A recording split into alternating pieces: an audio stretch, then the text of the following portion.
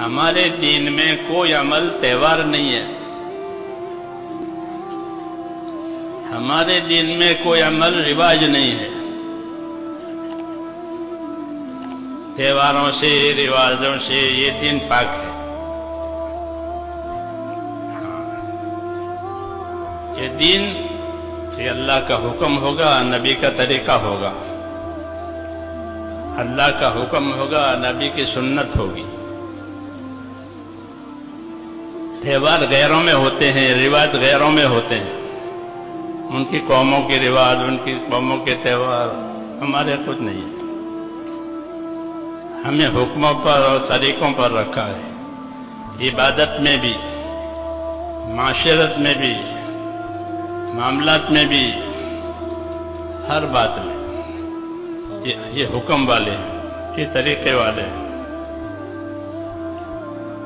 نکاح تو نکاح یہ کوئی رواج نہیں ہے. نکاح جو ہے سنت ہے. وہ سنت بھی ملت کی سنت ہے، سنت ملت. کیونکہ تمام نبیوں کی شریعت میں یہ نکاح کا عمل رہا ہے. حدیثوں میں ہے اربع من سنن المرسلین وعد منها النکاح. کہ چند چیزیں نبیوں کے طریقوں میں رہی، ان میں سے ایک نکاح بھی ہے. آدم علیہ السلام کے زمانے سے چلی ہے یہ سنت. جی ہاں، اس لیے سنت ہے اور بڑی سنت. جی ہاں، اس سنت میں خوبی آئے گی سادگی سے. سادگی سے، کیونکہ یہ زندگی کی عام ضرورت ہے.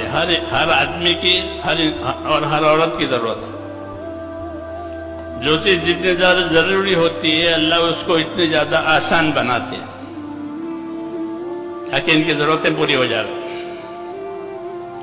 اس لیے نکاح کو آسان بنایا، نکاح کو مہنگا نہیں بنایا. نکاح میں کوئی خرچہ نہیں ہے سوائے مہر دینے کے. مہر دینا فرض ہے، ولیمہ سنت ہے، اپنی طاقت کے مطابق کرو.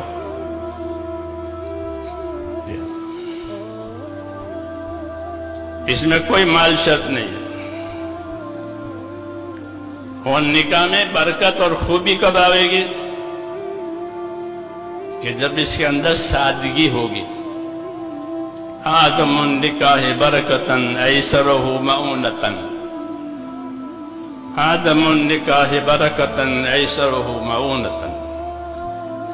کہ وہ نکاح برکت کے اعتبار سے بڑا ہے جس کے اندر ذمہ داریاں تھوڑی، کوئی ذمہ داری. ایک بات تو یہ فرمائی.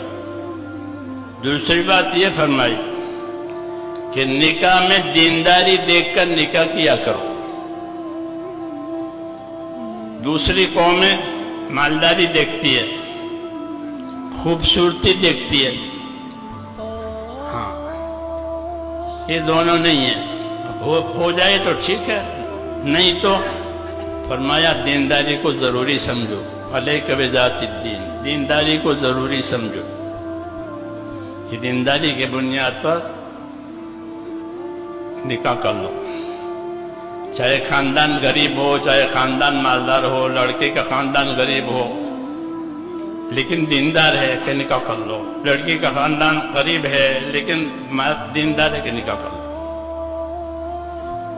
پھر غریبی کیا کرے گی؟ کہ غریبی دور ہو جائے گی.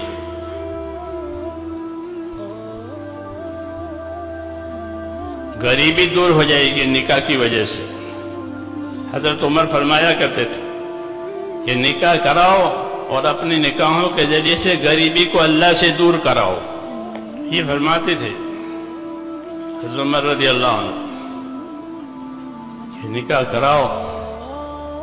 ہاں، مردوں کا، عورتوں کا. اگر غریب ہیں تو کہ غریبی ان کی نکاح کی وجہ سے دور ہو جائے گی. اور فرماتے تھے یہ میں اپنی طرف سے نہیں کہہ سکتا، یہ تو اللہ پاک کہہ رہے. یہ تو اللہ پاک کہہ رہے ہیں. پھر آیت پڑھی وَأَنكِحُوا الْأَيَامَ مِنكُمْ والصالحین من عبادکم وإمائکم ان یکونوا فقراء یغنیہم اللہ من فضلہ، کہ تمہارے مردوں کا، تمہاری عورتوں کا، تمہارے لڑکوں کا، تمہاری لڑکیوں کا نکاح کرا دو۔ اگر یہ فقیر، غریب، تنگ دست ہیں تو مت گھبراؤ، اللہ ان کی غریبی، تنگ دستی اٹھا لے گا، دور کر دے گا۔ نکاحوں سے غریبی دور ہو جائے گی۔ یہ برکت کی چیز ہے، سنت ہے۔ جب یہ اپنی صحیح بنیادوں پر ہوگا یہ عمل، تو اللہ تعالیٰ اس کے اثرات جائے گا۔ اس لیے نکاح کو مسجد میں ہونا مستحب رکھا کہ نکاح مسجد میں کر لو، عبادت ہے، رواج نہیں ہے، تہوار نہیں ہے، ایک عبادت ہے کہ مسجد میں کرو، مسلمانوں کے مجمع میں کرو، تاکہ تمہیں ان کی دعائیں ملیں۔ یہ خیر اسے اس وقت مسجد میں کرتے، اس کو آسان بنا دیا۔ سفر میں بھی ہو سکتا ہے، حضر میں بھی ہو سکتا ہے، حج میں بھی نکاح ہو سکتا ہے۔ جی ہاں، اس کی کوئی جگہ نہیں ہے، نماز کی طرح سے نماز ہر جگہ ہو جاتی، یہ ہر جگہ ہو جائے، کیونکہ ایک سنت ہے، ایک عمل ہے دین کا۔